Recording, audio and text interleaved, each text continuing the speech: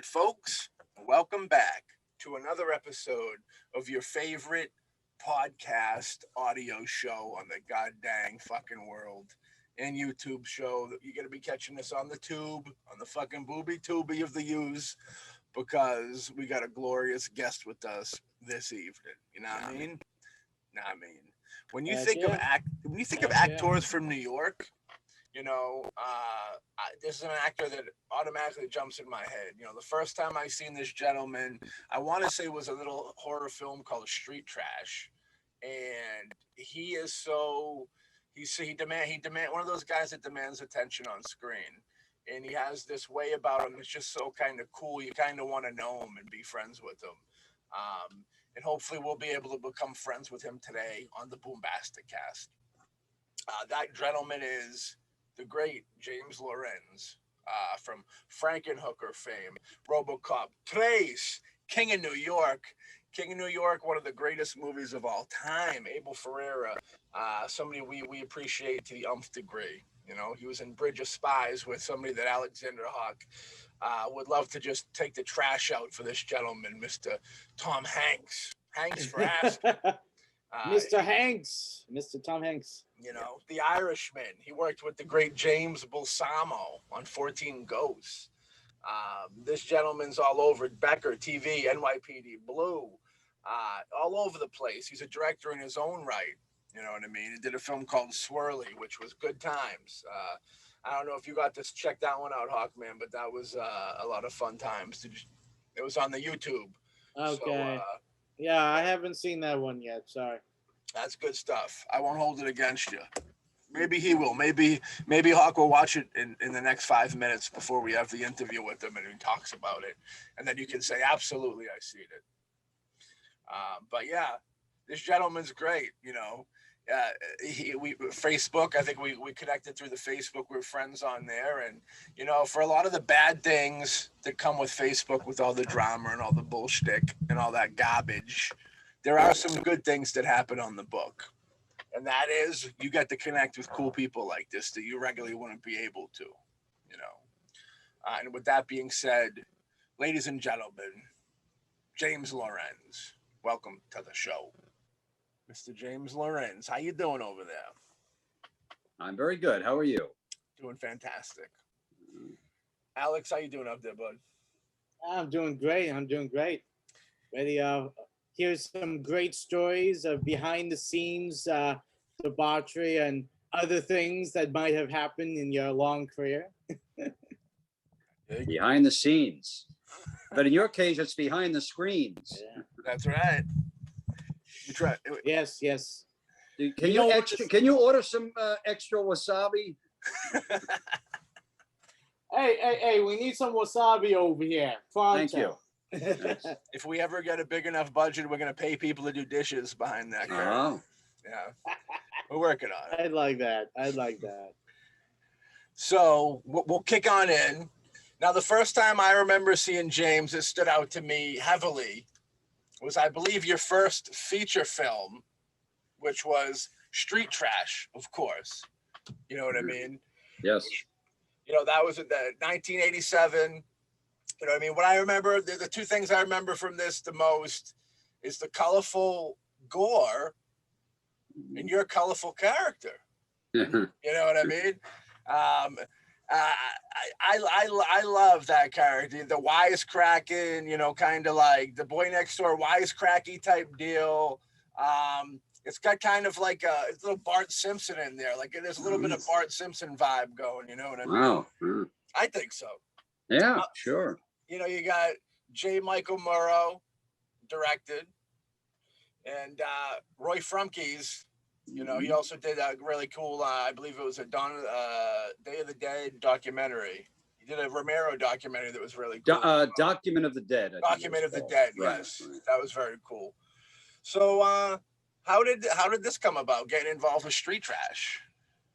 Well, you mentioned Roy Frumkes. I was in film school. I went to the School of Visual Arts to be a director, and he was our film production teacher. Okay. So, but he was involved with Jim Muro. He was in another class, and they decided to, they were making this feature film, and I had left school because I was no good at it, meaning it was a lot of technical things, like, you know, how to read a light meter and how to, I mean, back then you actually touched the film with a razor blade, and it took, you know, an hour to make a cut, and it was just, and I was more concerned about the creative process. So I quit to become an actor, and he offered me one line in the movie, and he helped me, you know, to get started. And then we were playing around, me and Tony Darrow. There's a lot of waiting around on a set. You know, so we started insulting each other and having fun, and the director was laughing, and he said, "Hey, why don't you guys do some of that in the scene?" So we did.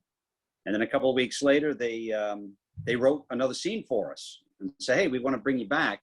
It was a nice storyline because there was a little bit of comic relief, you know, through the gang rapes and severed penises, you know.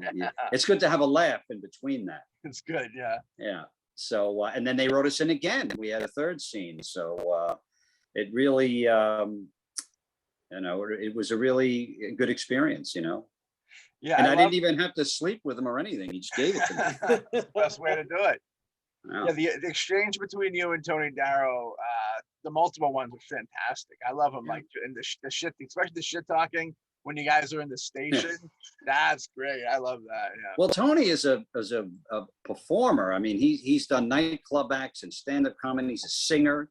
He's a very, you know, he's had records out. So he was like a seasoned professional, and I was really just starting out.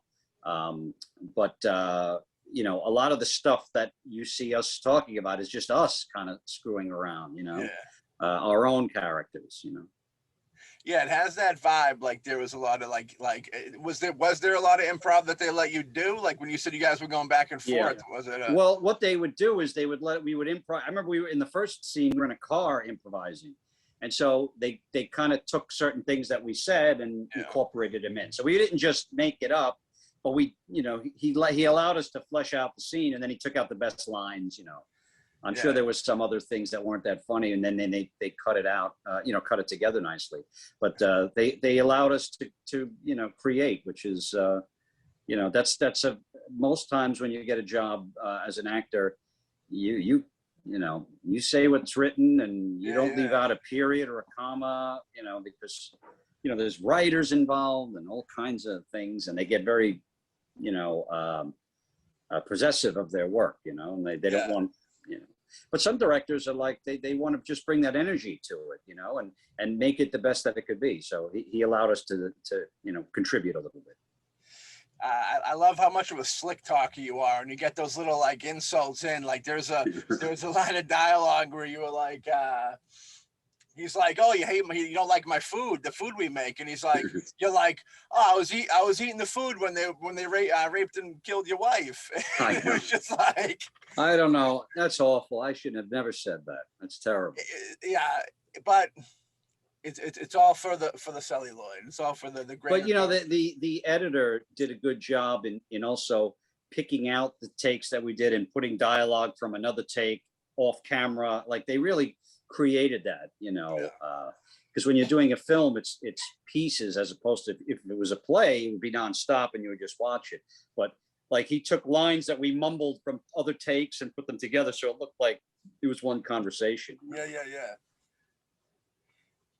Yeah. That, you know, what with that, I thought that was a very memorable part to the film. So like, do you think that helped you get into the next film? You know what I mean? With that?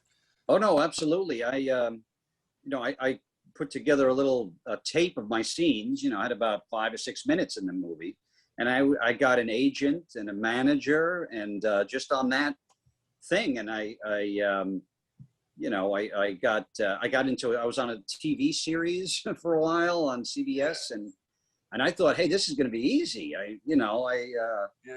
And but it was just, you know, timing the way that went out. So yeah, that it was one line. I had one line, and I was eating a banana, and then that kind of parlayed it. So you never know. You never know what something will lead to. You know, you could think, oh, this is just some dumb little thing, or, you know, nobody's going to notice me or whatever, and then you just don't know. So it's it really got me started, and you know. So that that whole thing started with just eating a banana, and that's what came from Yeah, it, I was huh? eating a banana, and then I remember I said, listen, why don't I have a bottle myself and I take a slug, even though it's not Viper. You know, I was Yeah. trying to pad my role the best that I Yeah, could, yeah, you know, yeah. little bits of business, you know. And they said, oh yeah, that's a good idea. And then they worked out at the end, believe it or not, Tony Darrow, they shot a scene where he melts. Yeah.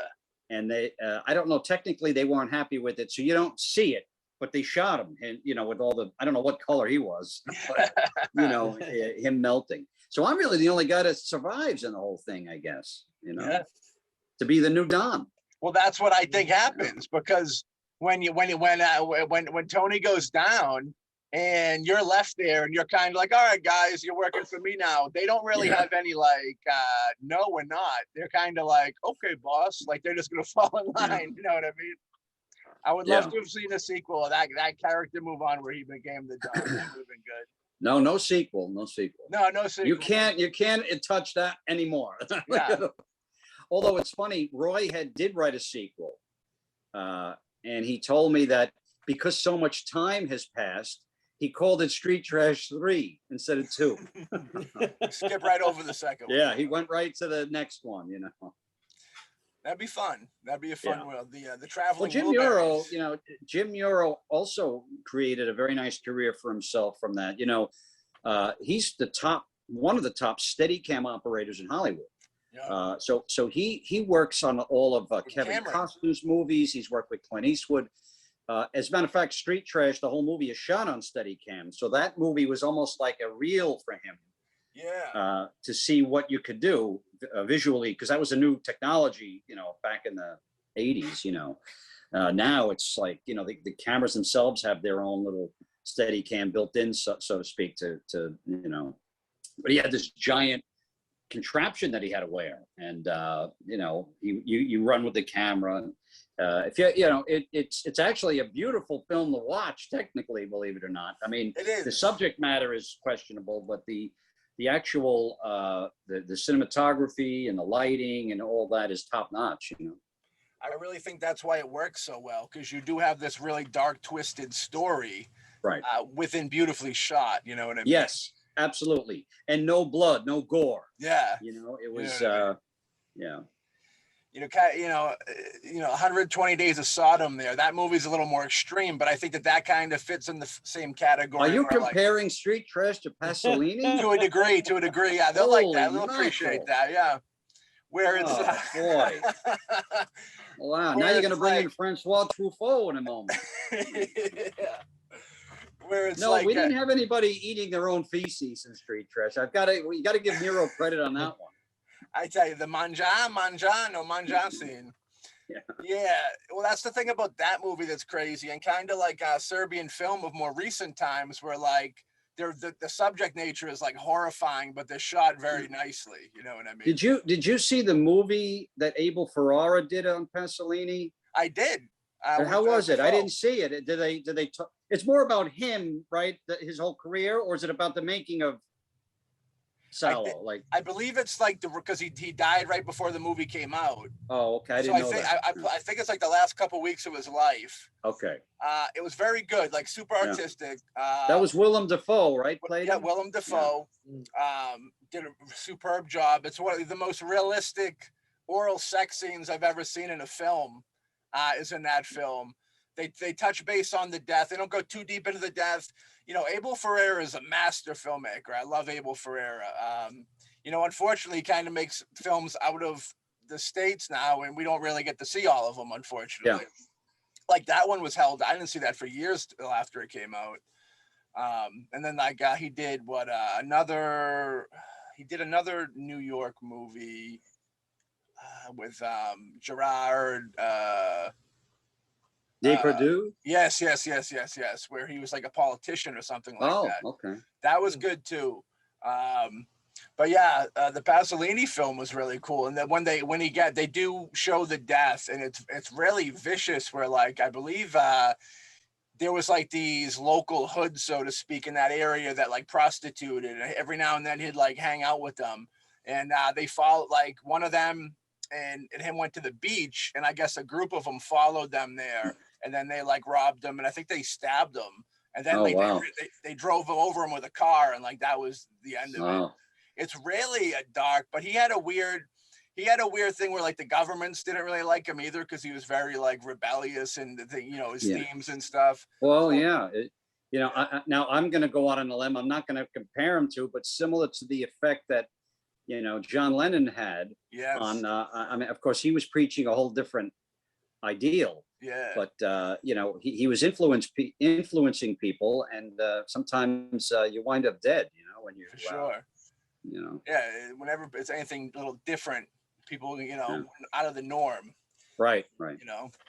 And with that being said, we can bring up Last Exit to Brooklyn, which was, I think, a very, the themes within that were kind of very out of the norm, so to speak, and like new and fresh for the times. It's kind of very ahead of its time with right now. I know it was based on a book that was like banned because it was very controversial. That's right. Yeah. Was it required reading before entering the film? Or well, I read it because, I had sort of like a kind of a loose part. I was in a gang. There was the gang was a character, and then there was Tra La La, the prostitute, and then there was the union guy, Stephen Lang. So these were all characters. But the book, it's interesting. It was written without punctuation. Yeah, and it was very difficult to get through. However, about I guess maybe halfway through or just a third of the way through, you start realizing, like, so there's no quotation marks, so you don't know who's talking in the room, but for a minute you're actually in the room with people, because you're so it was Hubert Selby is the guy who wrote that, and he was on the set all the time too. So he actually has a cameo in it.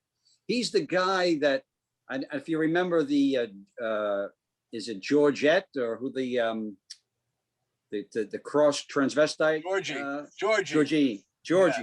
When he gets hit by the car, and he goes flying, that's Hubert Selby. He goes, oh my God. And he like gets the yeah. And then you didn't want to put him in your car because he would have got blood all over the upholstery. Yeah, I listen, I spent a lot of time fixing that car up, those guys fucking ruined it, yeah.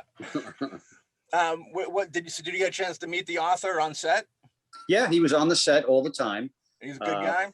I didn't really. Listen, that was my first real professional job. I had to join the union for that job, so I guess that's my SAG movie. Yeah. But we were more. The director wanted the gang to hang out, meaning even off camp, like when we weren't working. So the gang was. It was me. It was Jason Andrews. It was Sam Rockwell. Yeah. And Stephen Baldwin and Peter Dobson. So we would hang out, go play pool. We would go drinking, as if we were a gang, Yeah. And that was interesting. But he encouraged that, but I didn't want to hang around Hubert Selby. I didn't know these people, I was too busy stealing sandwiches from the craft services table. Yeah. I didn't realize it was free, see, so I was taking it home with me. They say leave a tip if you want. It's one of those things. I told them to stay out of show business. That's the best tip you could give them.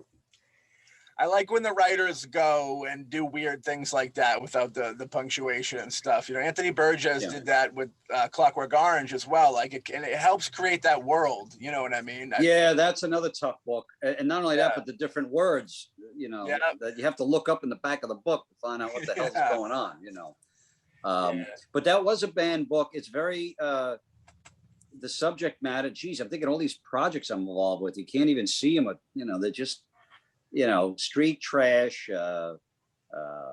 This one, is all about a sexual coming of age, as I see it. Yeah. In 1950 Brooklyn, I mean, there's a attempted rape of a kid. I mean, gang rapes. It's like, This reminded me a lot of if Larry Clark from Kids directed Grease, is kind of what this reminded me of. Yeah. You know what I mean? Yeah. But it was good times. And was it the guy, the director, Uli Edel, German guy, didn't speak a lot of English, so it was hard to communicate back and forth. However, he couldn't find a street that he liked in Brooklyn, right? In Red Hawk before it became trendy. So he built a set that whole thing is a set 2 blocks long. The diner that we hang out is a set, it's fake. but it looks so real with the grease on the walls and the whole thing. And I remember the first day on the set, we shot nights a lot. And so you get in your costume. So I'm wearing these clothes from the 40s, and I'm walking around the street. I'm like amazed, and I look and there's garbage all over and there's newspapers on the floor.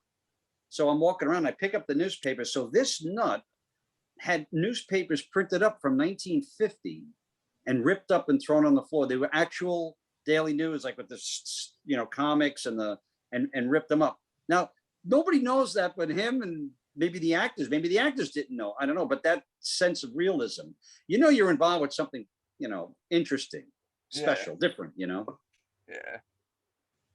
So how was it with working with that ensemble cast? There's a lot of cool folks in there that would, Well, I didn't. I was mainly with the gang, and I got to hang out with Jennifer Jason Leigh, and I made a very good friend on the set there. His name was John Costello, and he played the union guy that falls in love with Ricky Lake. He gets her knocked up. He's like the motorcycle guy and we became, very, it's like any other job, whether it's a movie or whatever you've done in your life. There's always one guy you meet on that job that's kind of with you, like a friend you stay with. But the set was a lot of fun. There was, I remember Burt Young bringing his own bottle of scotch every night. Oh yeah, it was, it was fun. It was. There's a lot of stuff happening on the set, The good old days of Hollywood. Yeah, Jennifer Jason Leigh was fantastic in that film. I remember listening because I wanted to learn as much as I could. She was arguing with the director, saying, "I feel like I'm going way over the top with this character. It doesn't feel natural to me." And he's like, "No. Believe me, trust me. I know what I would." And he was absolutely right, because while we were filming, once like, "Oh fuck your mother," like this kind of over the top, but it works in the in his, it's a very dark. Well, he also made a movie called Christian F. That's another dark film, a German film about a prostitute. So he has a lot of experience with that. So she listened to him, like trusted, because some actors, they just won't do something. They don't care what you say. Like, I don't want to look like a fool, like, or I don't want to act like it doesn't, but she did it and it worked. So good performance. Yeah, it is a very bleak film. It really is. The Alexander over here is an actor as well, so we can relate. Yeah. Can relate, definitely. Yeah. It's great when, when you're an actor on stage, it's all about kind of the symbiotic relationship with yourself and the director, where, you come in with an idea of how to portray it. And then, the directors, honestly, I think their biggest main thing is to tell you, because they see the overall, how they want everything to go, whether, I remember I had a director who told me, always go too big. If you go too big, I can pull you back. But if you can't get too big, I have nothing to work with. Yeah. So, that's the way I always see it, is that, you go in, you try to be as big as you can, and it's the director, if it's too much, they pull you back. If they want more, you try to give them more. Yeah, I get, but the key there is you have to have a director that knows what he's doing, I think. Because I've worked on things and seen things that I was, that did not work and were not the correct thing. This director from Last Exit to Brooklyn is kind of known as a very organic guy. So like when I auditioned, there was no script. He met people like and had meetings, and if he thought you were funny or thought there was something, he just cast you. That's how I got the part. I wrote a little monologue for myself, but it had nothing to do with. It had to do with pissing in the middle of the night. Anyway, the idea is that he thought it was like there was something there. I was doing something that I got lost in the monologue, and so a lot of directors cast that way. It's not about let me see you read the part. And then it's like, well, wait a minute, you've got some energy. It's funny. That's how I got a small part in King of New York, and I got to meet Abel Ferrara for the audition. I went to his loft, And we're sitting talking, and he's like, he's this real character. Yeah. Making coffee. It was like I was at his apartment. This was not in an office or anything. So we sat and talked for about, I don't know, a half an hour. And finally I said, well, is there anything for me to read, or is there anything? He goes, no. Yeah, I'm going to use you. And I said, well, was what? And he goes, I don't know. Maybe a cop or something. I don't know. Like, so they get people, I think, that they find interesting and then plug them in,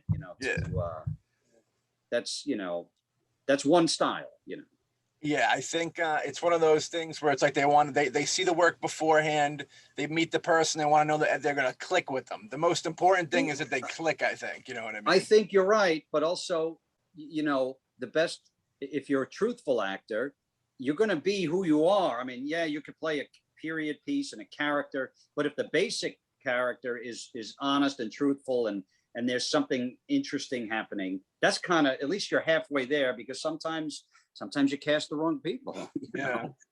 And there's not much you can do, I was miscast in something recently, I thought, and as soon as I got there, I was told, we're going with the Connecticut accent. I don't even know what that is. So now I'm trying to wait a minute, I auditioned, this is how I act, this is who I am. I can't do a British accent, or I can't, but I think that, and so maybe they should have been more, open to casting somebody exactly, what they wanted. So don't say anything. You just cut that right out. I wonder if it's like the older directors, they're more like a tours where like they're more like given artistic freedom. Like nowadays, I don't think they'd ever let something go that far without a script or anything like that. It's more of a artistic meshing that they were allowing to happen. Yeah, and that's just, I like that style. I mean, for me, working as an actor is very, like, I'm terrible at auditioning. But if you already know, you don't, that sort of stresses away. Now you can really relax and start to get into the whereas and that's due to my lack of education. I should have went to school and studied, and I kind of just winged it, and it caught up with me later in life, because now, well, they don't call for that shit. Now you've got to do, you've got to come up with some kind of a skill or something that that you can, you just can't get drunk anymore, and then audition, You brought up Abel. Abel's one of those gentlemen that I've heard was always a wild man, and I love him to death. I think he's super talented. I'd love to meet him in real life. I've heard weird stories about him with auditions and stuff. Like, I remember, I forget which actor it was, said they went to his place for an audition, and like he asked to borrow $30 and then disappeared. Yeah, there's all kinds of weird things. Yeah. He didn't ask me for any money, so. Well, that's a good thing. But he made me a cup of coffee. That's cool. And then I tripped for 3 days. I was gonna say, yeah. He does singing too. I seen him at a screening with a guitar, and he was actually like super talented singer. Yeah.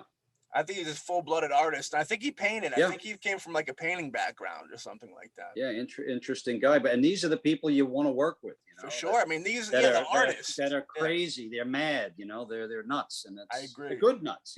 Yeah. So we'll talk a little bit about King of New York. I love King of New York. Oh my goodness. Abel Ferrara doesn't get enough credit for doing two of the best crime movies ever made, which I feel is King of New York and The Funeral, which is like a very underrated masterpiece for him. It's like a mafia movie, but like more about respect than mafia. Yes. It's weird. Yeah, I know what you mean. Yeah, very cool flick. I know you got to work with Lawrence Fishburne directly on this. How was working with Larry?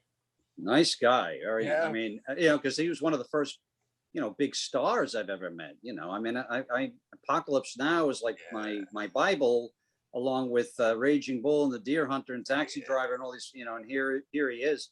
And it's funny because he played this wild street ghetto guy, but he turned it on for the camera. So while we're waiting around, it's, oh, hello, very nice to meet you. Oh, hello. Like, now that's a guy that's extremely talented, but also a good craftsman, because you know, he could just turn it on and off, and it's completely truthful, you know. And not all of that is talent. A lot of that has to be discipline, and you know, he was great. I do have a little scene where he pulls my mask off. We're riding in a car, and I remember he scratched me with his nail, and I always said, you know, that's Lawrence Fishburne's scratch mark on me. You know?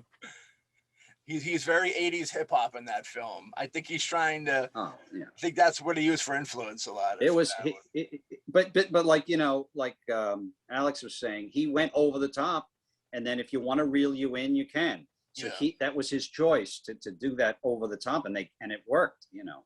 You got any cool Abel Ferrara stories from the set, or any like insight on how he directs while he's on set? Well, not really. I mean, I did a lot of waiting around. See, I was trying to do my street trash shtick in that movie, and it all got cut out because it didn't fit. But he didn't know what he wants, so I think that's why he put me in. Is, oh, here's this interesting character. So instead, it was all cut out, and I just became this, which is fine. I was happy to be, but you know, I was doing all that wisecracking stuff, especially the wedding scene and some other things. But he would never tell me what to do, or, you know, and sometimes that's the way some directors are. They don't know what they want, so we'll see what you have, you know. I mean, there was never like there were some scenes I was watching. I never had a scene with Christopher Walken, but one night I was there, we overlapped, and I was watching him do some takes with David Caruso, and he did every take completely different. I don't know how, I don't know what, you know, I remember he pulled out a joint and said, would anybody like to smoke some pot? And, but what I mean is, like, he was experimenting with all kinds of different takes. So he has plenty of choices, I guess, to pick from, you know, on what to do. I do believe Abel has 2 sets of teeth. One time I had to go to the bathroom. They said, well, use the trailer, you know, that a camper there, middle of the night. And he said, just be quiet. Abel's sleeping. I go in, I creep, and sure enough, he's there, and he's got his mouth open like that. And he's sleeping. And I looked and I said, am I seeing 2 sets of teeth, like another set behind his teeth? And I got really spooked. I went to the bathroom and left. I never really, I would love to see his dental records. I think he has Richard Ramirez teeth behind the good teeth. That's what I think he's got, but it's all good. So does he shoot a lot of extra footage, or just like before the cameras roll, a lot of going around with different things? No, look, I don't know what his, I was on that movie a couple of weeks. But I noticed that his stuff was very planned out. And he had, it's like he knew what he wanted. So visually, so that was it. You'd do a couple takes, but it was usually for some technicality that they would do another take. You know, there wasn't a lot of, but there was a lot of action in it. There was a lot of shootouts, and, you know, you can't, and that was considered like a low budget film because they didn't have a lot of money. So you have to be conservative in your shooting ratio, you know, what you're doing. So I don't think he had the luxury of just letting the camera roll. Like from what I hear in The Bad Lieutenant, you know, Keitel was able to experiment and do some things, you know, with 5-6 minute takes, you know, and that kind of thing. Like that hotel scene of him crying, must have been that scene's ridiculous. Well, that scene, I heard, all they had to do was tell him how much he was being paid, and he went right into it. Dude, the craziest thing is Harvey Keitel did Bad Lieutenant and Reservoir Dogs in the same year. That is insanity. Yeah. And Bad Lieutenant is one of the greatest movies of all time. It's super underrated. People love it, and it's still super underrated. That's how great that movie is. Yeah. Now, we skipped over a film real quick when we jumped over to King of New York. We skipped over a film called Frankenhooker a little bit. Oh, no, I've never heard of. You never heard of that one? Oh, which one's that? So then how did Frankenhooker come about with Henenlotter? Directly due to street trash. I got a phone call one night. I don't know how he got my number. And I picked up the phone. He goes, my name is Frank Henenlotter, and I'm working on a project. Then it wasn't called Frankenhooker. because he didn't want to like blow, because that's a pretty cool name. Like, so he goes, I'm working on a movie called Frankenstein 90. And I want you to be in it. I saw you in Street Trash. That was great. And that was it. And he hung up. I didn't know who it was. I never heard of Frank Henelot, and I forgot about it. I didn't hear from him for a year. Yeah. And then I got a call through my agent. They said they want you to audition for this movie called, you know, Frankenstein. And like everyone else, I lined up outside of Carolyn Sinclair's office and auditioned, and I got the part. So. What for the audition? What little segment did they give you to go for? There was no segment. Nothing. Nope. As a matter of fact, I just went up there. I think I was stoned, and and just kind of riffed, like, you know. All I remember is I said, "Boy, that was a wasted." Or that's how I felt. Like, whatever it was, it's like I don't know what happened there. Like I was just improvising with the casting director, and she said to me, "Well, that was very interesting. It was like W.C. Fields on acid," and I had no idea what that means. I thought I was like, you know, doing a Cary Grant type of, you know. So, but then the second meeting, like they didn't offer me the part right away. Then they said the director wants to meet, and then by then I had read the script, and then I had to talk because I didn't know anything about it, and I had a problem with the drill in the head. You know, I said, "What is this? I don't understand. I don't, you know, I was just a kid." Well, that's so he goes, no, you'll be very funny in it. You'll be good. Don't worry about it. And I was like, okay, you know. And then that was it. Well, I assume that script was very raucous. I can imagine, like, what was when you first read that script, what did you think? It's so wild and zany. Well, the humor didn't come across in the script. And that movie, I would say, is more of a comedy than a horror film.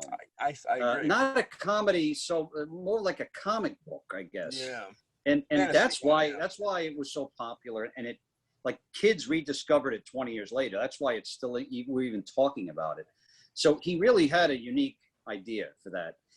But visually, with the body parts, you know, again, no gore in that movie. There is no profanity in that movie, no cursing. However, it still got an X rating because of nudity, you know. Yeah. It eventually got, you know, got cut down to its NC-17 or something, but they wanted an R. They wanted, you know, they thought, and I think by today's standards, I don't see anything, you know. I mean, my daughter wouldn't watch it for many years, but I showed it to her, and she's 25, you know, and I had no problem, you know, with her seeing it, but you know, Frank Henenlotter tells a great story that when they sent it to the Motion Picture Association, you know, to get the rating, they called him up and said, "Hey, congratulations, you got the first S rating." And he goes, "S? What's S?" He goes, and they told him S for shit. And they had to apologize, meaning he got so angry. Shapiro Glickenhaus was the distributor. They filed a complaint. Who the hell are you? Yeah. You know, that's why this rating system is such bullshit. You know, like they decided the movie was shit because they just didn't like it. You know, not because of any, you know, I mean, I'm just thinking there are scenes in, well, I guess 121 Days of Sound. We'll never get a release here anyway. Doesn't matter. Yeah, he had an issue with that too. Yeah. What did you use for? Did you have any like different, interesting inspiration going into the Jeffrey character to try and get into that role? Well, he allowed. That was a real case of a collaborative improvisation, because I spent an awful lot of time alone in that movie. No one on the set, walking around. All right, now walk over, do this, do that, and I was like, in my mind, I was like, geez, this is pretty, well, one, not interesting. And, you know, two, you know, again, I wasn't a seasoned actor at the time. I probably could have made that character a lot darker had I done what he wanted me to do. I think he was a little mad at me, but then he realized, well, wait a minute, I'm doing something a little bit different with this mumbling and talking, and these improvs were coming from all kinds of crazy places. So then he started saying, okay, that's good, get rid of this, you know. So like he was sort of directing the improvisations, and then, you know, we would do a couple of takes, and luckily, you know, we had the same sort of sense of humor and nostalgia. Like he understood a lot of references that I was doing to the, you know, from the Honeymooners or the Twilight Zone or whatever. And so it was, that helped me find the character because I wasn't, I didn't know how to find a character, you know. Yeah. I was just doing myself. Which I think helped, made the film better. You know, it's definitely a zany. I mean, if he was going for a little darker, like his first Basket Case film was super dark. You know what I mean? But what I mean is, if the guy had none of that mumbling and just was morose, and maybe if I did have some type of inner thing, it would have been a whole different kind of movie. Oh yeah, might have been better. I don't know. Maybe you would have gotten that R rating. I don't know. I think the campiness. I really think the campiness of it, like that fun feel of it, is like that's what I meant. Campiness. It is. It's that there's a tongue-in-cheek quality about it that, you know. I think that's what does it. It's kind of like when you do maybe talk about the Sam Raimi films. Evil Dead is straight. Yeah, right. Exactly. Evil Dead 2 is going in the screaming mouth. That kind of. Yeah. Evil Dead 2 is more of a mixture, and then Army of Darkness is kind of like almost more comedy than horror by that point. Yes. And I would equate also he had some themes in that movie, like any great director whose films we're still talking about. I mean, absolutely. There's so many movies have gone you don't even hear of. You know, there were themes of that movie that were in there that it wasn't. You know, they were subconsciously. He talks about the treatment of women, the misogynistic behavior of men, drug abuse. Yeah. Crack. I mean, we're making fun of this super crack, but this was at the time was the whole city was infected with, you know, the pandemic of crack. You know. Yeah. It's funny. Well, not funny, but yeah, we often forget that the super crack, because I did the super crack thing has got to be one of the best. When they pull out the super crack, I laugh so hard for that. But it's like, you forget that it's an examination. How many people lives were ruined and died, and it was it's still a problem. I mean, you know, as you know, now it's with opioids and there's other, you know, cheap ways of, you know, getting high. And I mean, I smoked a lot of crack for inspiration on that movie. Quite a bit. It's good for you. Nowadays, it's good for you. So when my 2 front teeth fell out, I quit. The new vitamin C. Crack. Yeah, Head and Lauder is great. I love Head and Lauder. Yeah, we're actually going to be appearing later this month. Frankenhooker is showing on Shudder, which is the new horror station. Yeah, and we're going to be on Joe Bob Briggs' The Last Drive-In. Hell yeah. So he's going to have us as guests on. I think they're going to show the movie and then we'll talk about it. You know? Yeah. How was the reaction to Frankenhooker when it first came out? Nothing at all. No, it didn't really get a full-blown release. I have to say, you know, and so it kind of played at midnight shows, colleges. It did very well on VHS because they had this talking box and these great ideas and how to market it. Got some attention, but it never really. And then it was literally 20 years later when teenagers discovered the movie. And then, you know, people were calling me, hey, we want you to come. I would appear at a horror convention. And all of a sudden, hundreds of people are like kids. Like, what do you mean you watch this movie? You know? And that's why I say, because a good film will persevere through time. It wasn't just an exploitive, you know, not that they're bad. I mean, some of those movies catch on, but not everything can be Last House on the Left or Halloween. You know, there are hundreds of movies you've never even heard of that never went anywhere and no one will ever remember. So the kids, I give the kids credit.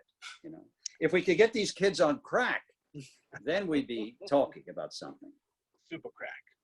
It'd have to be super. I forget what.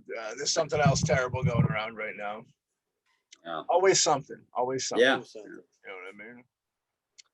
So we did. Well, next up, we could talk a little RoboCop 3 because I know my pal over here is a gigantic Fred Decker fan, like I am myself. Yeah, what can I say? I love the RoboCop series. I love when the Asian robot gets his head like punched and his jaws like all the way to his face. That's my favorite part. Yeah, that's a great scene. You got to work with the great Nancy Allen. in this film. How was it like working with her? She seems like a really cool person. Yeah, very nice, down to earth, easy to, because we had a little scene together in the thing. I have to say, yes, I agree. I love Fred Dekker. I love his work, but he's a really nice guy. And as a matter of fact, it's the only job I ever got in my whole that I didn't have to audition for. There you go. He called the agent and said, this guy's offering you this part. Do you want to do it? And I said, what? I mean, yeah, sure, So he liked my work, and he likes, I guess he saw Street Trash and Frankenhooker and the rest of the stuff. Nancy Allen was very, very sweet, and we because the whole thing was sort of tongue in cheek at that point. I guess when you're on RoboCop 3, but it was very good. She allowed me to. Did I improvise anything there? A couple of lines or whatever, and but she played, a very believable cop. And she was also quite attractive, I thought. Yeah. She's got a good history. She did a lot of the early De Palma films, I believe. Oh, yeah. Yeah. Well, she's a real actor. I mean, like that type of a movie, again, it's when you're on the second and third sequel of something, it's almost like it's more of a mechanical. Yeah. What more? How can you make it any different unless it's The Godfather 2 or something where the sequel is actually something even better than the first one, Yeah. But she was very nice. You know who's in it too? Who else did I act with in it? Shane Black, the screenwriter. Yes. Oh, yeah. And I actually had a lot of fun with it. I had no idea who he was, but we would just, he played the other cop, and we hung out a lot, and had meals together, joking around. A very funny guy. And then I realized he's a writer. He's friends with Fred Dekker, and I guess he had him in that part. But he's like a real screenwriter. In other words, that's his job, and he writes movies. Which is kind of cool. Yeah, you wrote Lethal Weapon, right? Yeah. All of those things. All of Predator. those great. They just did Predator together, him and Fred Dekker, I think a couple years back. Yeah, Shane Black is definitely a great writer. Love a lot of the films that he wrote. Also, I mean, now he's a great director. He did The Nice Guys, which I think is a great film that throws back to. I mean, not saying that he invented the buddy cop trope, but I think he perfected the buddy cop trope. Yeah, that's a good way to put it. Yeah. Let's jump behind the camera for a moment here. Directorial debut, Swirly. Yeah. I love it. It's on YouTube if anybody needs to go see it. You know what I mean?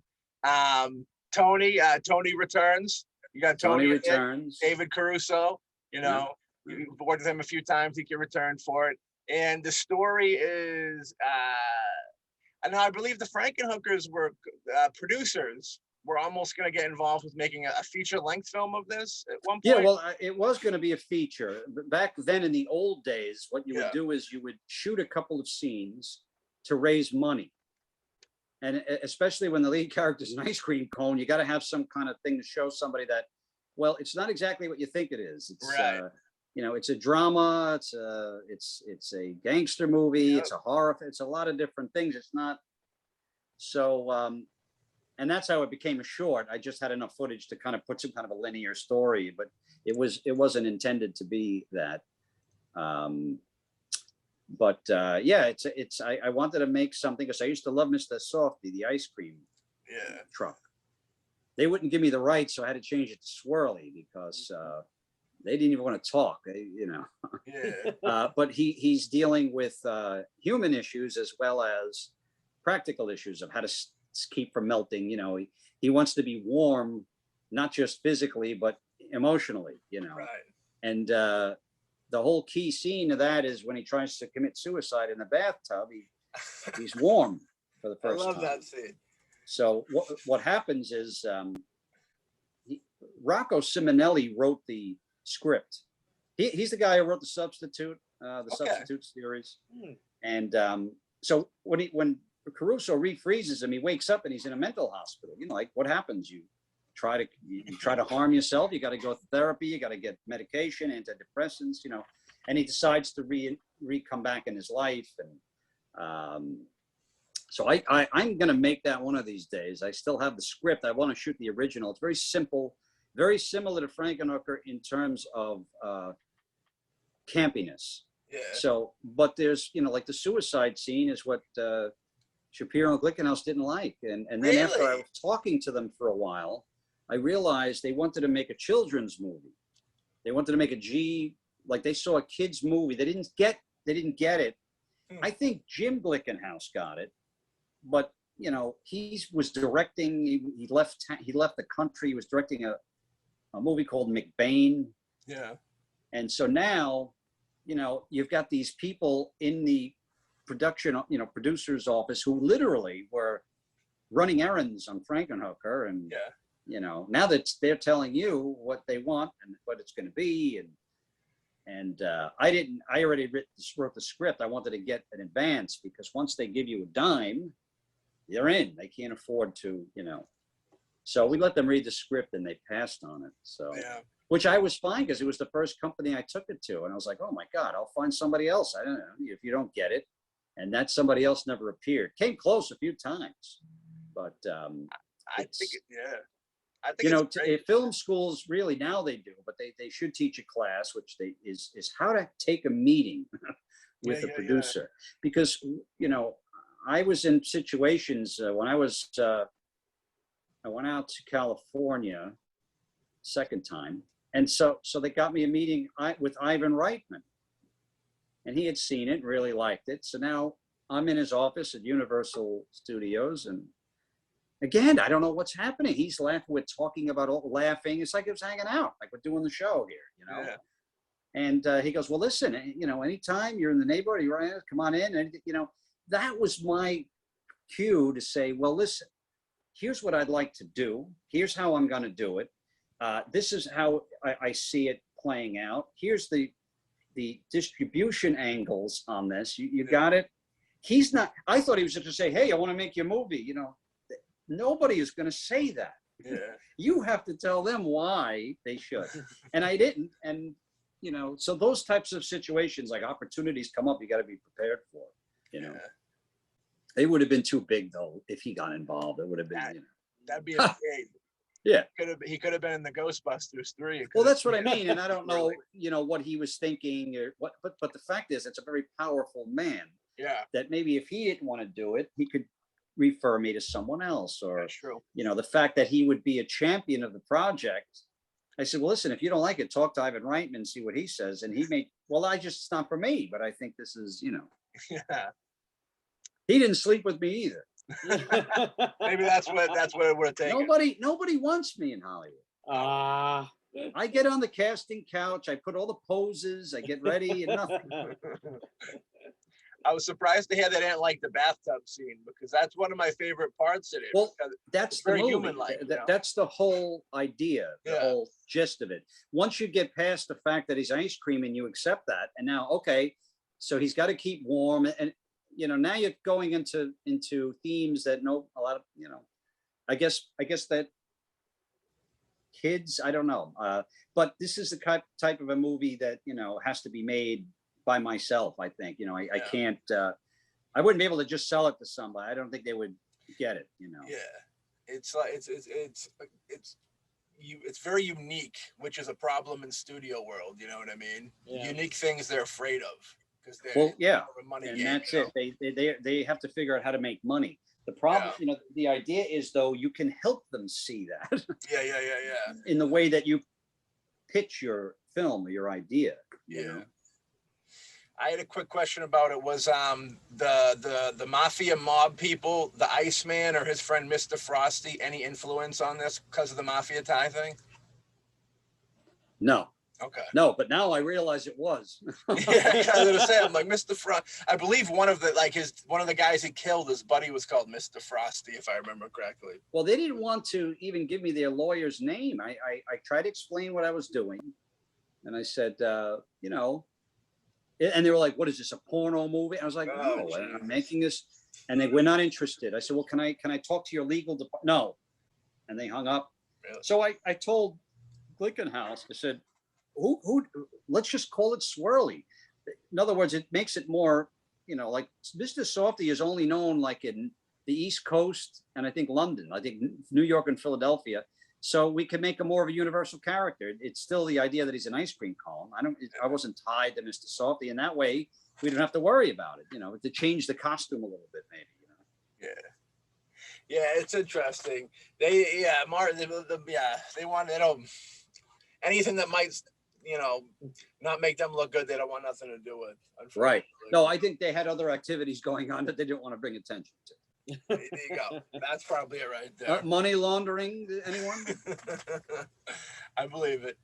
We got that you were part of the Jerky Boys film, which was fun. You know what I mean? You know, from my age, I remember as a young teen, when those albums came out, those were fucking the biggest thing of all time. They had like clippets on WBCN, the radio and stuff. Yeah. It really took over, and that was like their time. You know, the first ever Crank Yankers. You know, Crank Yankers is a big deal, but they don't talk about the Jerky Boys as much as they should. Yeah. What was it like? How'd you get involved with? I know did you become friends with Kamal after or before? After. Yeah, I didn't know those guys at all. I auditioned, and that was one case where I remember they called me back like 6 or 7 times, and I was like, "This is getting ridiculous." Like, you know, I said, "How many more times?" Like, you know, they kept, because it was down to like 2 or 3 people, and I guess they couldn't decide on who they wanted to cast, and luckily I won that one. Or maybe not so lucky, I don't know. But yeah, I got to know them, and he's actually a very good friend of mine, if not my best friend right now. That's cool. And he's a filmmaker. He makes he made a few horror movies, I believe, and some other. He's made 5 features. Yeah. You wouldn't even know that this guy was on the Jerky Boys. This is you know, he's in the vein of Abel Ferrara. I mean, guys that don't give a fuck. He doesn't try to raise lots of money. He shoots stuff for very little money. He gets them released. He gets them distributed. And as a matter of fact, that's what I was going to plug at the end of this. Absolutely. So, he just finished a series that I'm in. I've got a pretty good role in it called Crash the System. It's a science fiction series. He shot 2 seasons worth. And, you know, it's in the process of, you know, post-production, but I'm really curious to see how that gets accepted, because it's a new format. Instead of shooting feature films now, you know, a lot of folks are doing these, breaking it up into, and then because there's plenty of outlets now, you know, they're dying for content. As some of these, not the big ones like Netflix now, but some of these secondary streaming platforms, they need content, and so it's a great way to get your stuff seen and, you know, appreciated. Yeah. Now he's a New York native as well, right? Yeah. How, you know, he's actually a native. He dresses in a grass skirt and he paints his face. He's got a bone in his nose and everything. He's a native. I just recently friended him on the book, so hopefully we'll get him on the show soon. That was good times. I remember that being a lot of fun. How much of you? I know you took a little break with the acting. Yeah. You took on a more artistic role, I remember, which is very commendable. I thought that was I seen that video. I thought that was awesome. Yeah. That was a lot of fun. Yeah, I try to lie my way through. Yeah. Yeah. So I'm starting all over again. You know, I started acting again in 2015, and I have a manager, but I'm a different type and person, and I think I've also learned a lot more, you know, just through life experiences. So, you know, that's why I'm curious to see how how I come across in the series, because it's nothing like, you know, the things I did in Frankenhooker and Street Trash. And some of it is, I think, but you know, I think that I've learned to shut my mouth a little bit more.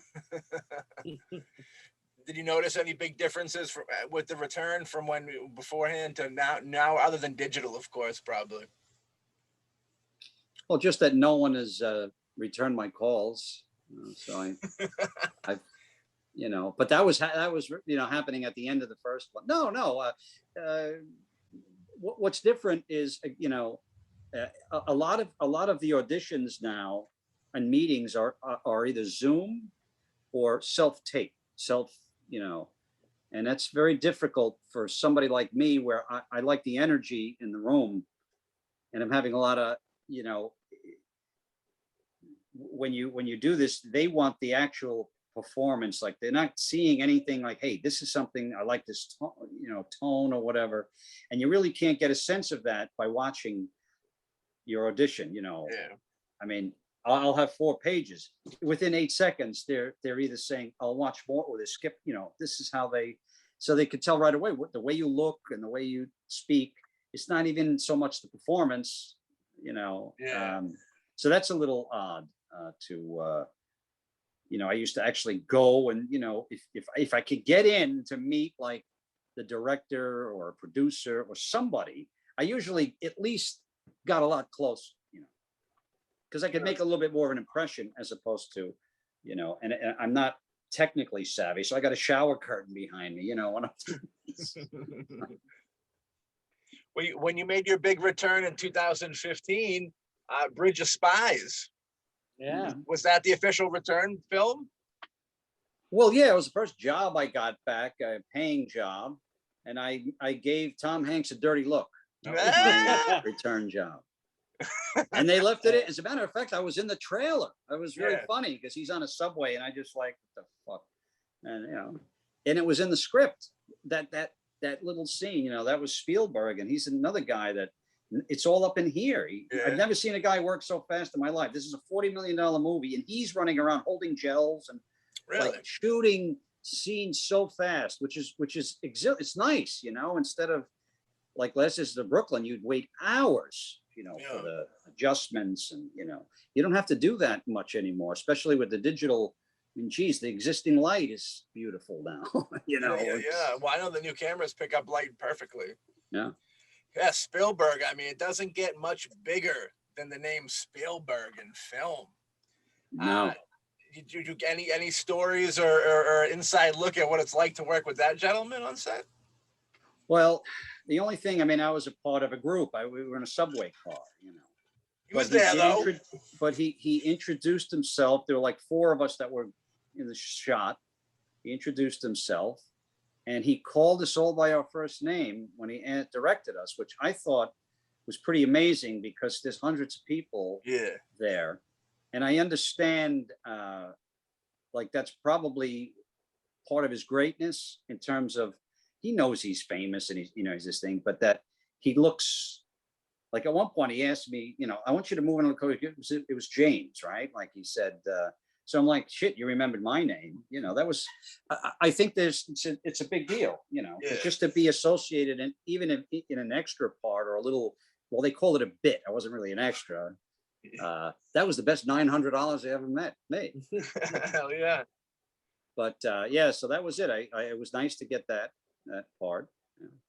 I think there's multiple facets to good directors. You have like the technical side, where they know all their technical, but then they have their dealing with people side.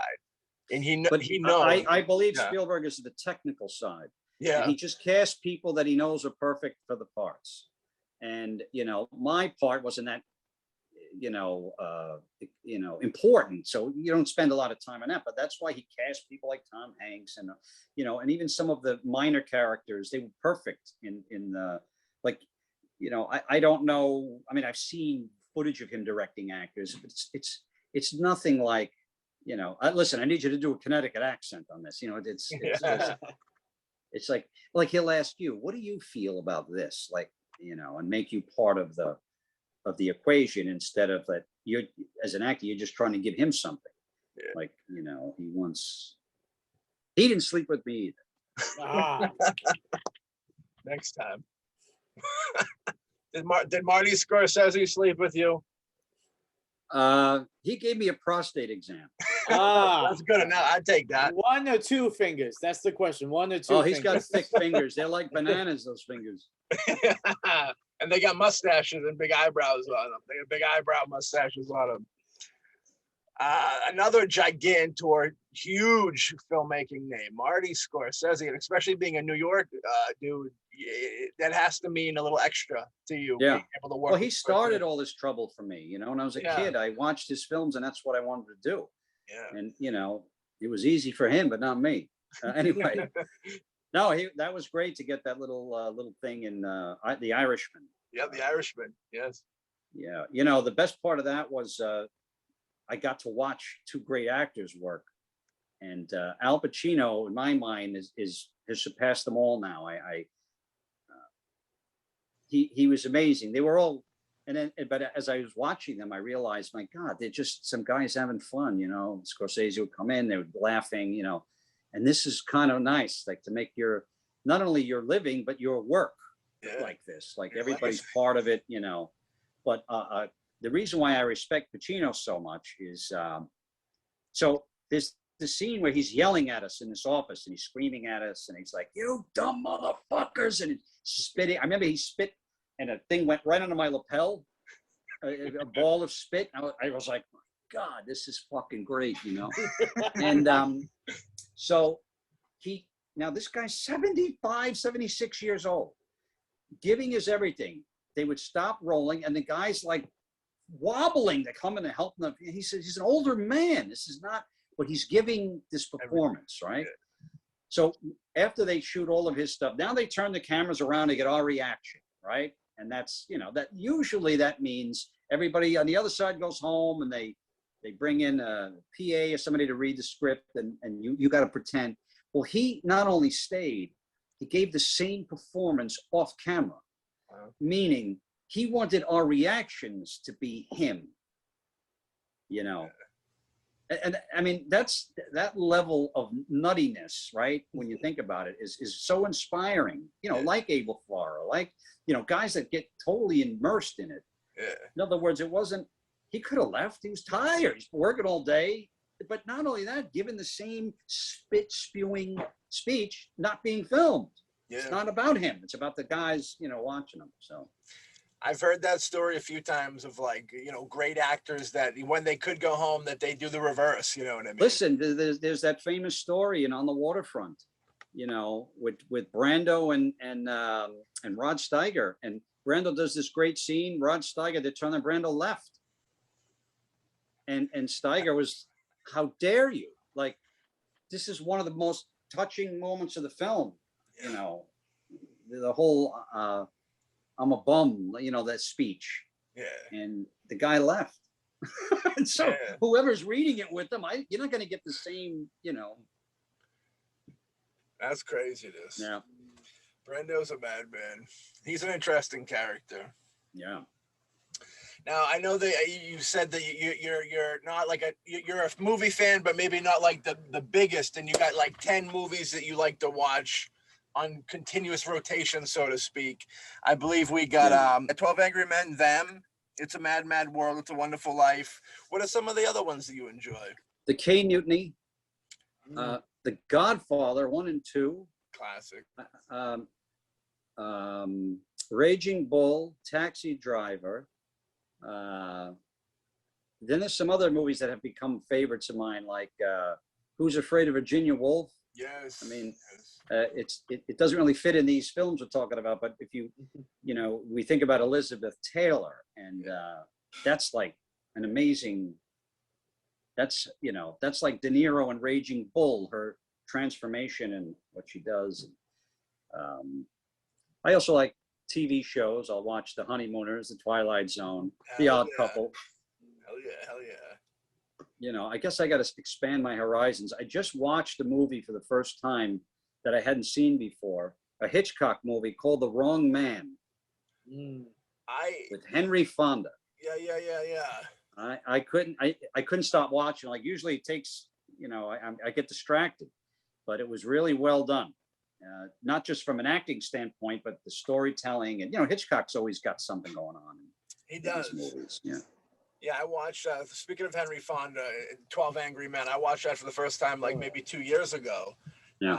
I'm a big Craig. I watch a lot of movies, and now, like, I've seen so many that, like, the only time I feel confident that I might pick something up that I'll like that's new is like a Criterion Collection release. You know? Yeah, those are great. Yeah. So that's where I picked that up and brought it home. And yeah, 12 Angry Men is superior. It's such a great film, you know. And yeah, and you know, you think about in a room, one room, yeah, with all these personalities. These are all like big actors. Yeah. Time, like, you know, and very well done. One of the best things I love about that movie, it's definitely one of my favorite movies, is the fact that not only do you have one room and you have these great 12 actors, but the camera work, I mean, the up closes, the moving around, because when you're stuck in one room, it's so easy to kind of feel stale or stagnant. But the camera ends up becoming such a huge, important part of that movie that you never feel like it's stagnant or slows down, because the camera ends up becoming like another character, another actor that just brings you in with all these different, great actors that will grade off each other. That's a great point. That's all Sidney Lumet, and I read a little bit about how he shot that. If you've seen it 90 times like I have, as the movie goes on, he starts out with longer shots and medium shots. Then this starts coming in with close-ups to give this, as it's wrapping up, this feeling of claustrophobia. But all of that is not aware to the viewer, because but it's changing your perspective on it. And that's why it feels like it's not stagnant, because there's like a whole plan of his shooting, how the whole thing was shot. So very good movie to watch, both for performance and technical achievement. Oh, masterful filmmaking for sure. Yeah. Deep, like the true deep art form, like we were talking about earlier, like when directors were directors, and it wasn't just, nowadays it's almost like cookie cutter jobs where they do what needs to be done to get it, and it's more mainstream, at least, and it's a softer type film and for everybody. Whereas then you'll have these more artistic films that make you really think and get these real feels and stuff. And did you guys see Mother by any chance, the Darren Aronofsky movie? It was more like the last 4 or 5 years. I've heard of it. I didn't see it. I know that movie. That's a movie that I kind of equate to that, where it's so deep. It's like way deep. It got released theatrically, but it's so deep that it's like beyond the film in a way, which is nice, because you don't really see that anymore. Yeah. No. Yeah. And another movie that you mentioned, The Cane Mutiny, I just want to bring up, that's another great film with Humphrey Bogart. And I gotta say, the one thing I really loved about that is you got Humphrey Bogart, who's known as being a tough guy, being like the man. And you see him as a character, breaking down and, kind of losing his mind in that. Treasure of the Sierra Madre. Yeah, that's another one that he does. Classic. That. And I guess. Oh, you mean The Cane Mutiny? Absolutely, yeah. The Cane Mutiny. He's good at breakdowns as he got older in his career. Yeah, and I have to say, I always appreciate when you have like an actor that is like known as being like a tough guy or the man's man, and then you put them in a role like that where the whole tough guy facade is just just pulled away. And I mean, that's another great movie. I mean, I recently rewatched it about maybe a year ago, and it still holds up today. Yeah, he's brilliant. I mean, the problem is that's how he got his start. So he's associated with tough guys, but he's not a tough guy. He grew up very privileged. His father was a doctor. They were like upper middle class in Manhattan. Yeah. And so he didn't struggle, So it's interesting how this same guy can play Duke Mantee, or one of these other really ugly, vicious characters, and then at the other time be so vulnerable in Cane Mutiny or. Yeah, he's a great one. Well, James, I think we took up enough of your time for this evening.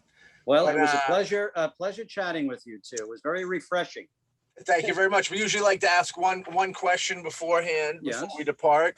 We all make films here, And we know from time to time, and we got a lot of filmmakers and actors that listen, and, you know, from time to time, things can get discouraging.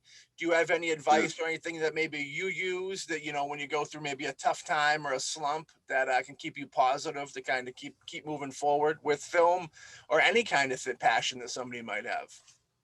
Well, one would be don't quit. I don't care what anybody says. Get away from people that are not, they don't even mean it sometimes. They don't know what they're saying. They think they're trying to help you by saying, well, why don't you just get a job? And then, you know, like, don't listen to that. Cut that off. But the best advice I got recently that really helped me was from, who's the gentleman from Breaking Bad? Bryan Cranston. Bryan Cranston. Okay. So he says, the minute it started turning around for him, because he was a working actor for a while, but not before he got that part, that look at the audition process and this idea as the job. Like, that's it. So put everything you have into that, all of your energy, or if you get lucky enough to get an audition, instead of just saying, this is only 2 lines, or this is, you know, whatever, I'm never actually do the performance. I mean, you know, it's hard because sometimes all you have is 2 pages of script and you kind of don't know, but and that's your job. You know, you've been cast to do this audition, and do it and give them your take on the character. And if they call you back and say, hey, listen, would you mind doing that one more time? This time we'll pay you. then it's a whole different thing. You know, it's whether it works out or it doesn't work out, you got to be able to walk away from it, you know, that kind of a thing.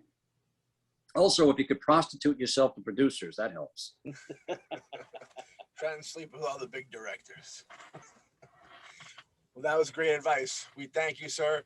Do you want boys, very nice talking to you. Do you want to tell anybody where they can find you or any projects to keep a lookout for? I know the Kamal project is on its way. Yep, the Kamal project is called Crash the System. It's a series, science fiction series. I don't have a release date, but I would say probably before the end of the year. And I'm also waiting on another film I worked on a couple of years ago. I think it's about ready to come out, called The Stay. And it's a horror film, a straight out horror film. And I play a guy that's owns a hotel, a haunted hotel, that kidnaps a female guest to sacrifice to Satan so he can get the soul back of his possessed sister. I think I said that right. I like that. Yeah. We'll be on the lookout. Keep a lookout. Hell yeah. We really appreciate you coming on. Same we love here. everything Thank you you do. We're going to continue supporting. You Great. ever want to come back on again, we would love to have you. We'll be in touch, you know what I mean? And Yep. let this be a vessel to promote all your stuff, man. Thank you. Thank you very much. A pleasure being on your show. Absolutely. All right. Have a good day over there. We'll catch up with you soon. Very good. Take care, fellas. You too. Thank you. Bye-bye. That was another glorious episode of the BoomBastiCAST. My brother Alexander Hulk. How you doing over there, Alexander Hulk? I'm doing good. I'm doing good. That was a lot of fun. Yeah. The great James Lorinz. Like I said, since the first time I seen that dude on camera, I said, this dude's cool as shit. He has a presence about him. He's just very likable. You know what I mean? He's just somebody you want to be around. He took a little break to raise a family, which is more important than film, and there's nothing more honorable than doing that. That decision I have so much respect for. I don't think people even understand. But yeah, I hope to see him and pop it up in more stuff.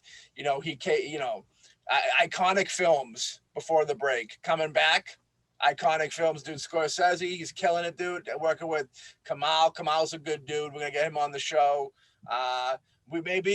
We might just work with James in the future. That'd be a beautiful thing. Love to work with that dude.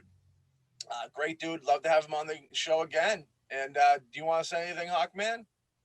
Oh, got nothing much more to add. Just that he's one of the many different actors that I appreciate, because he's constantly doing it, and like a lot of other actors that we've interviewed and we're going to interview in the future, he's one of those that you might not know his name, but you know his face. You see him and you might be like, hey, I really like that guy. And then, years later, you're watching The Irishman and you're like, hey, I know that guy. And he's one of those guys that stays in your mind. And I always appreciate that character actors like him who, are constantly out there and constantly doing stuff. And I always appreciate that. I don't think they get enough love that they deserve, because a lot of people are just like, oh, that's I like Robert Downey Jr. I like Chris Pratt, which is great, but there's a lot of great talent out there that don't go up to that heights, that I think are even better and more enjoyable actors to watch. And I definitely recommend you, when you watch a movie, don't just watch like the stars, watch the supporting actors, watch even the extras, because you'd be surprised what you can see. And sometimes that's where the real talent is. Yeah, I always pop. He's Chris Pratt to me, baby. And I always pop whenever I see James in a film. And I'll say one more good thing about that dude before we sign off. Super talented, charisma for days. The charisma and presence that he had on screen was so golden that, it picked him up. It picked him up, and he was shooting with it. You know what I mean? He was killing it. You know what I mean? Okay. And yeah, super happy to have that dude on the show. That was a great show. We'll catch all y'all on the next episode of what, Huck? The BoomBastiCAST. The BoomBastiCAST. Peace.